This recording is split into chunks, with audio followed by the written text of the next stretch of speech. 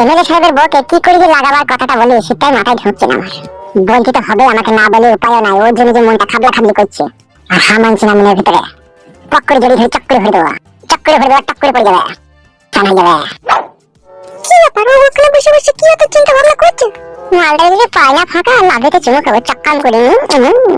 কি ভাবছি কি তখন থেকে? ওকে আমার কথা ভাবছে নাকি? হয়তো পারে আমার সাথে অনেক কয়েক মাস হয়তো দেখা সাক্ষাৎ করেনি, কথা কথা বলেনি, সেই জন্য ভাবতে পারে। যত হোক শুনিতে বটে। আজকে সন্ধ্যেবেলাতেই যাবো আমি। বাড়ি ঢুকবো নালো, বাইরে থেকে বলবো টুকি। আমার কথাই ভাবছি মনে হয়। যে টুকি বলবার আপনি বেরিয়ে চলে আসবে, আমি চলে যাবো ওইখানটায়, সেখানে গিয়ে কি হলো আমাকে? আমি কি তোমার চোখের বালি হয়ে গেলাম নাকি? আমাকে দেখতে পাচ্ছ না? আমি তো তোমার বউ। বালের বউ তো আমার। হ্যাঁ গো, আমি কথা বললেই তুমি চলে যাও। আমি তো তোমার স্ত্রী। তুমি কি আমাকে একটুকু ভালোবাসো না? তুমি কি আমাকে মন থেকে পুরোপুরি ভাবে ঘৃণা করে দিয়েছো? আমি জানি না। জানবা কি করে? ছোট মাগিকে তো মনে প্রাণে ভালোবাসো, আর আমার জন্য তো তোমার মনের ভিতরে শুধু ঘৃণার পাহাড় জমে গিয়েছে। যখন তুমি আমাকে মনে প্রাণে ভালোবাসতে, তখন আমি তোমাকে ঘৃণা করতাম, আর এখন আমি তোমাকে মনে প্রাণে ভালোবাসি আর তুমি আমাকে এখন ঘৃণা করো। ভগবানের কি নিষ্ঠুর পরীক্ষা আমার উপর। তোর উপর পরীক্ষা নয়, এই পরীক্ষা তোর মায়ের উপর হয়েছে। কেন মাকে এখানে বেশি করছো? কেন মাকে এর ভিতরে টেনে আনছো? তোর মাকে জিজ্ঞেস কর না। তোর মা যে হারালে, তোর মা তোর কপালটাকে পুরাইলো। কেন মাকে বেশি করছো? মা কি করলো? তোর মা আমাকে যাতে ঝগড়া অশান্তি লাগাবার গোড়া।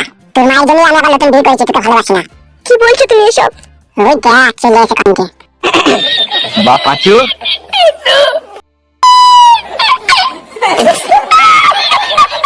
আব্বা আমাকে এখান থেকে নিয়ে যাওয়ার ব্যবস্থা করো আব্বা। আমাকে রাতে মশাই কামড়াইছে আব্বা। তোকে এমএলএ সাহেব ছেড়েই দিয়েছে। তাই নাকি আব্বা? সত্যি করে? হ্যাঁ রে। আব্বা তোমার মনটা ভারী ভারী কেন? তোর জন্য ভারী ভারী। আমার লেগে ভারী ভারী কেন, জানতে পারি? শোনো, ওইসব কথা বাড়িতে বলো, এখান থেকে যাও।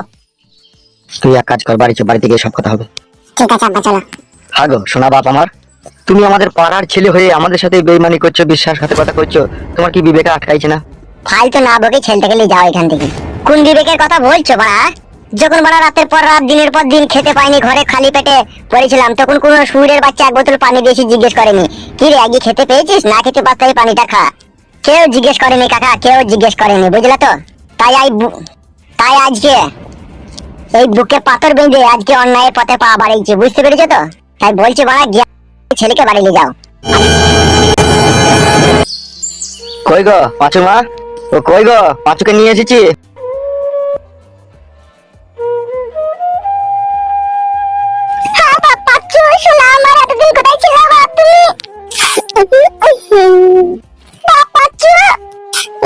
এমএলএ স্যার আমাকে কি মার মেরেছে গোডাউনে ভরে। মা তোকে তো মানা করেছিলাম বাপ, তোকে তো পায়ে পায়ে মানা করেছিলাম যে কোনো মেয়ের সাথে সম্পর্ক রাখিস না বাপ।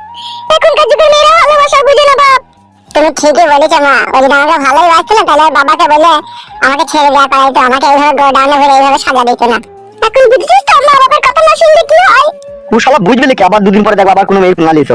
আর কারো পোঙা নেবো না আব্বা, একবার পোঙা নিয়ে দেখেছি যে কি যন্ত্রণায় পড়েছে মেয়ে। মানুষ হগা এখনো সময় আছে। বুকা চুদা ভালোবাসা মারাইতে গেছে, এই দুনিয়ার মেয়েরা বাবাতে লাগবে। যার সাথে বিয়ে হবে 1 লাখ টাকা, 2 ভরি সোনা, শালা 100 বর যাত্রী খাইয়ে দাইয়ে আরাম আয়েশ করে মেয়েটাকে তুই ঘরে এনে ভরে দিয়ে যাবে। তুই যা মন তাই করবি। আর শালা সেই সব বাদ দিয়ে উটকো একটা মাটির পেছনে দৌড়তে গেছে, শালাকে দিয়ে ঘা কত ভালো হয়েছে। শালাকে আরো মাছ দেওয়ার দরকার ছিল।